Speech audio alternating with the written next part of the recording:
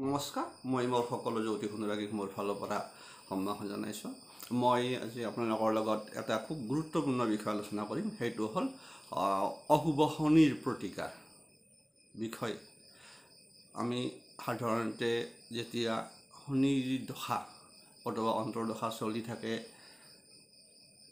প্ৰতিকাৰৰ কথা কওঁ, কাৰণ আমি জানো যে শনি গ্ৰহৰ দশাকালবিলাক সাধাৰণতে খুব অশুভই হয়, খুব কেতিয়াবাই হ'ব। গতিকে বিশেষকৈ অন্তৰ্দশা কাল ভাল হ'লে ভাল। তেতিয়া গম পোৱা যায় যেতিয়া শনিৰ অন্তৰ্দশা আপোনাৰ চলি থাকিব, যদি শনি যদি অশুভ অৱস্থাত থাকে বা অশুভ হৈ থাকে, তেতিয়া এটা কথা পোৱা যায় যে আপোনাৰ যিকোনো হঠাৎ আৰ্থিক অনাটন হওক, কিবা অসুখ বিসুখ হ'লে হঠাৎ বহুত দীঘলীয়া হৈ যায় আৰু সমস্যা এটাৰ পৰা আন এটা সমস্যা আহিয়ে থাকে, তেতিয়া গমেই পোৱা যায় সাধাৰণতে। আৰু সেয়েহে বিশেষকৈ জ্যোতিষশাস্ত্ৰ মতে প্ৰতিকাৰ কৰাটো সকলোৰে এটা কৰ্তব্য।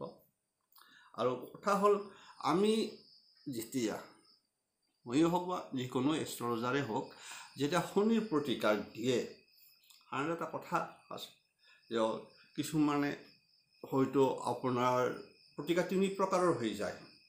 যিকোনো গ্ৰহৰ অশুভ বা সেনেকুৱা দশা কালত যিকোনো গ্ৰহৰে আপোনাৰ 3টা ছাইডত হৈ যায়। ধৰক কিছুমান সাত্বিক হ'ব, কিছুমান ৰাজসিক হ'ব। গতিকে আপুনি বুজি পাইছে কি ক'ব বিচাৰিছোঁ। তাৰমানে ধৰক আপোনাৰ যিটো ৰাজসিক যিটো কয় সেইটো ৰত্নৰ প্ৰতিকাৰটোকে কয়, আৰু সাত্বিকটো হ'ল আমি যি কওঁ যে শনি দশা চলি আছে, আপুনি বিশেষকৈ কুকুৰক খাদ্য খাবলৈ দিব, শনি মন্দিৰত গৈ দান বস্তু দিব। এইবিলাক হ'ল কি মানে সাত্বিক প্ৰতিকাৰৰ ভিতৰত পৰে সাধাৰণতে। বা আপুনি শনিবাৰে পালিব 21টা, ঠিক এনেকুৱা কিছুমান কথা কোৱা যায়।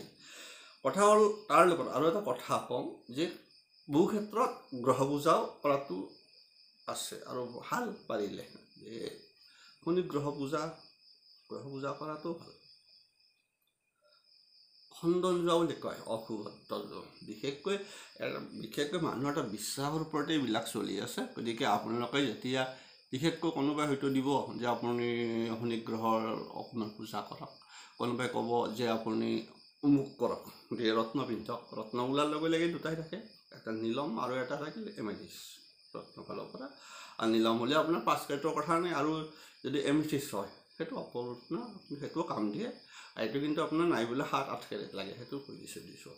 আনফালে যেতিয়া আপোনালোকক শনি দ্ৰব্যৰ দান, বিশেষকৈ সেইটো আপোনালোকক মই বিভিন্ন সময়তে কৈছোঁ যে শনি দ্ৰব্যৰ দানটো সদায় আপোনাৰ ধৰক ক'লা মাহ, ক'লা তিল, ক'লা বস্ত্ৰ, লোৰ কটাৰী হওক বা কিবা, ঠিক এনেকুৱা, বা ক'লা কাপোৰ, ঠিক এনেকুৱা বিষয়বস্তুবিলাক আপোনাৰ বিশেষকৈ কমচে কম 4-5 দিনমান দিব লাগে। আৰু তাৰ বাহিৰেও আৰু আছে যে হয়তো আপুনি যদি ভাবে তেনেহ'লে আপুনি নাৰিকল দিব পাৰে। নাৰিকল দিলেও শ্মশানকালি দিব লাগে মন্দিৰত নাৰিকলটো, কাৰণ শনিৰ লগত সম্পৰ্কিত থাকে। সেইটো মই আপোনাক কৈ দিছোঁ।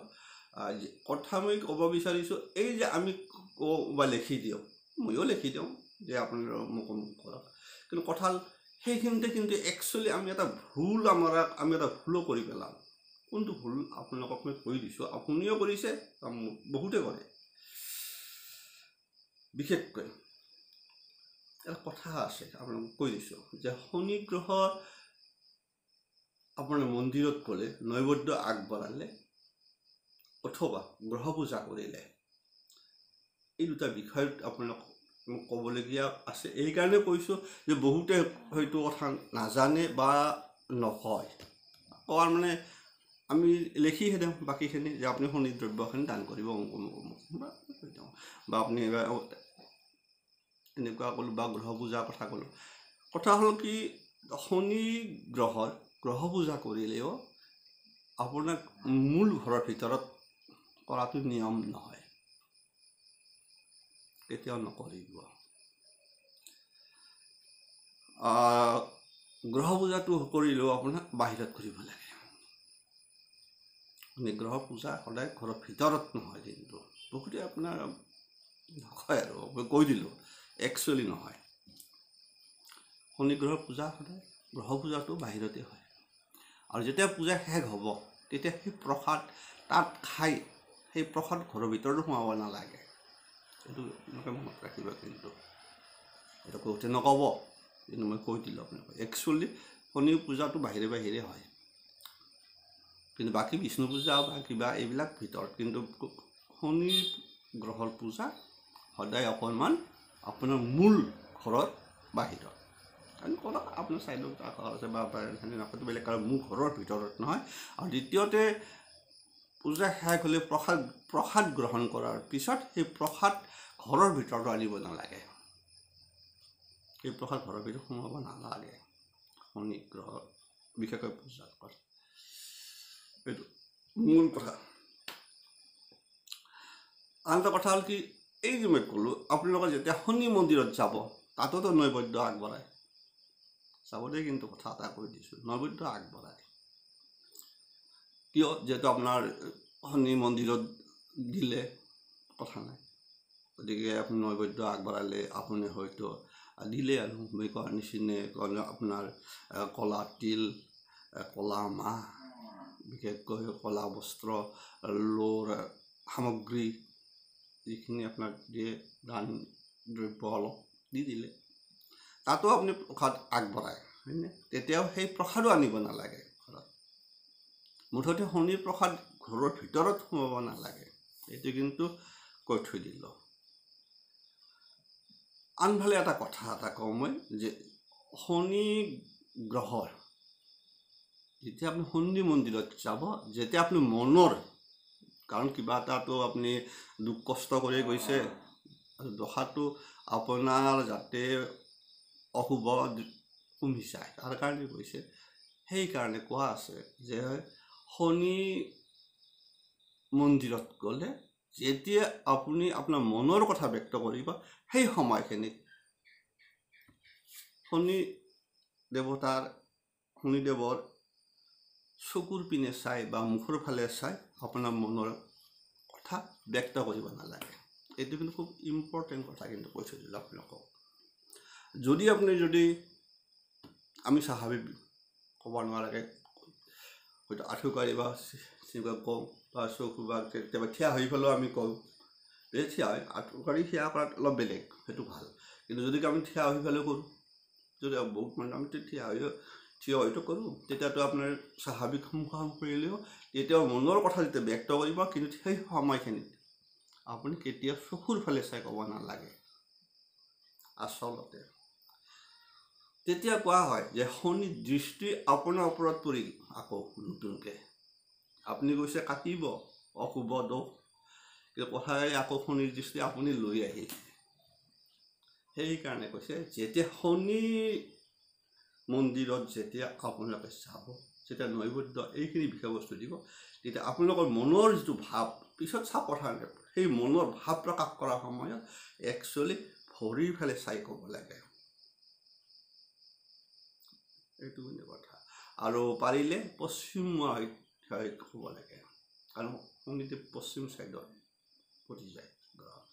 গতিকে আপোনালোকে যেতিয়া এই এটা কথা ক'লোঁ, এইটো খুব নকয়, অৰ্থাৎ আপোনাৰ মনৰ যেতিয়া ভাৱ ভাৱনা যিখিনি, সেইখিনি যেতিয়া ব্যক্ত কৰিব, তেতিয়া আপুনি শনিদেৱৰ মূৰ্তিটোৰ মুখৰ ফালে চকুৰ ফালে চাই ক'ব নালাগে।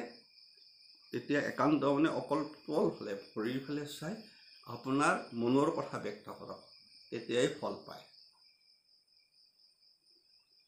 এইটো খুব ইম্পৰ্টেণ্ট বিষয়, আপোনালোকক কৈ দিলোঁ। আৰু বিশেষকৈ ৰত্ন পিন্ধাৰ সময়তো কৈ দিছোঁ যে শনি গ্ৰহ যেতিয়া ৰত্ন পিন্ধিব, নীলমেই হওক বা এমেথিষ্টে পিন্ধক, কিন্তু সূৰ্য অস্ত যোৱাৰ পিছতহে। শনি আৰু ৰবিৰ লগত এটা ইফাল সিফাল আছে, সেইকাৰণে সদায় ৰত্নটোও কিন্তু গধূলিহে, আপোনাৰ সূৰ্য ডুব যোৱাৰ পিছত 1 ঘণ্টা ভিতৰত পিন্ধিব লাগে, তেতিয়াহে শুভ ফল পোৱা যায়। আৰু শনিবাৰে, গতিকে আপোনালোকক এইখিনি ক'ব লগা আছিল, কৈ দিলোঁ। হয়তো বহুতে নকয়, আৰু বহুতো নাজানি পেলাইও ভুল কৰে। আমি নাজানিয়ে ভুল কৰোঁ, জানি নহয়। কাৰণ সেইকাৰণে কৈছোঁ যে শনি গ্ৰহৰ পূজা কৰোঁতে মূল ঘৰৰ ভিতৰত নহয়, বাহিৰত কৰিব লাগে। আৰু সেই প্ৰসাদ ঘৰৰ ভিতৰত আনিব নালাগে, তাতে খাই হাত পাত ধুই আহিব লাগে। আৰু নেক্সট যদি আপুনি শনি মন্দিৰত গৈ প্ৰসাদ আগবঢ়ায়, তেতিয়াও আপুনি প্ৰসাদ তাতেই শেষ কৰি আহিব লাগে। ঘৰত সেই প্ৰসাদো ঘৰলৈ আনিব নালাগে, আনি পেলাই ভৰি হাত ধুই ধুনীয়াকৈ। আৰু মইতো ক'লোঁ যে কেতিয়া আপোনাৰ মনৰ ভাৱ ব্যক্ত কৰিব, তেতিয়া চকুৰ ফালে চাই নহয়, শনিদেৱক মনৰ ভাৱ চকুৰ ফালে চাই ক'ব নালাগে। একচুৱেলি ভৰি ফালে চাই গ'লে শনিদেৱ সন্তুষ্ট হ'ব বুলি শাস্ত্ৰই কৈছে। এয়া গতিকে বাকী গ্ৰহৰ কথা বেলেগ। আমি কওঁ যে শনিৰ বক্ৰ দৃষ্টিয়ে বিপদ। তাতে আকৌ আমি মুখামুখি দৃষ্টি দিব। এটাতো আপুনি এটা ধৰ্মীয় অনুভূতি আৱেগতহে আপুনি যিহেতু তেতিয়া আপুনি এটা একান্ত মনৰ ভাৱত গৈছে, সেইটোৰ লগত সম্পৰ্কিত বহুত থাকে। এইবিলাক এটা দৈবিক শক্তি, আমি বিশ্বাস কৰি আছোঁ আৰু ফলো পায়। কিন্তু আমাৰ নিয়ম ভুল কাৰণে আমি ফল নাপাওঁ, আকৌ কষ্ট ভোগ খাওঁ। কাৰণ এইটোৱে আমাৰ মূল কাৰণটো। এৰিছোঁ মই যিসকলক কেতিয়াবা মই দিওঁ, গতিকে আপোনালোকক মই সেই কথাটোতো আৰু নকওঁ, আজি কৈ থৈ দিলোঁ। যিসকল অনুৰাগীয়ে বা চাই আপোনালোকে গম পালে, এই বিষয়টো মানিব। যদি আপোনালোকে যদি আৰু সেনেকুৱা কেতিয়াবা কৰিছে, নেক্সট আকৌ দিয়ক মই কোৱাৰ নিচিনা। আপুনি ফল পোৱা নাই, শনিৰ দশা চলি আছিল, কিন্তু আপোনাৰ দেখিছে সমস্যাই আপোনাৰ শেষ নাই। হয়তো আপোনাৰ ক'ৰবাত এটা সামান্য ভুলৰ কাৰণেও আপুনি ফল নাপাব পাৰে। সেইকাৰণে এইখিনি আকৌ কৰি চাব, তেতিয়া নিশ্চয় আপোনালোকৰ দুখ কষ্ট বিশেষকৈ একো নাই। দিলে আগতে দিছিলে আৰু এবাৰ দি দিয়ক। এৰিছোঁ। গতিকে আপোনালোকে কৈ দিছোঁ এইখিনি কথা। আৰু এটা কথা একদম, আৰু শনিবাৰৰ যদি পালিব পাৰিলে, বিশেষকৈ প্ৰথম বসা আৰম্ভ হোৱাৰ লগে লগে, তেতিয়া শনি যদি এবছৰ পালন কৰিব পাৰে শনিবাৰ, এতিয়া আকৌ ভাল। আৰু বিশেষকৈ সেই সময়তো গধূলি সময়ত আপুনি যদি আহত বা বট গছ আছে, তাৰ তলত অকণ চাকি বন্তি জ্বলোৱাতেও এই তাতটো আপোনাৰ যেতিয়া শৰীৰত তেল দিব, তাত অকণমান এচিড হ'লেও তিল দিব লাগে। তিল দি আপুনি যি বন্তি জ্বলাব বা চাকি গছি জ্বলাব, এই চাকি গছিও কিন্তু পশ্চিমমুৱাকৈ দিব লাগে। তেতিয়াও বহুত কথা আছে, তেতিয়াই শনি সন্তুষ্ট হ'ব। আৰু এইবিলাকতো আছে যে কাউৰীক খাব দিয়া, কাউৰীক খাব দিলে আৰু ভাল, চকুত পাব। গতিকে কুকুৰ, কাউৰী যিহেতু বাহন শনিদেৱ, গতিকে কাউৰীক খুৱাব পাৰিলে ভাল। যিকোনো আপুনি খাদ্য পালে তেতিয়া। এৰিছোঁ। সকলোৰে মংগলক ক'লে ভালে থাকক, কুশলে থাকক। আজিলৈ ইমানে।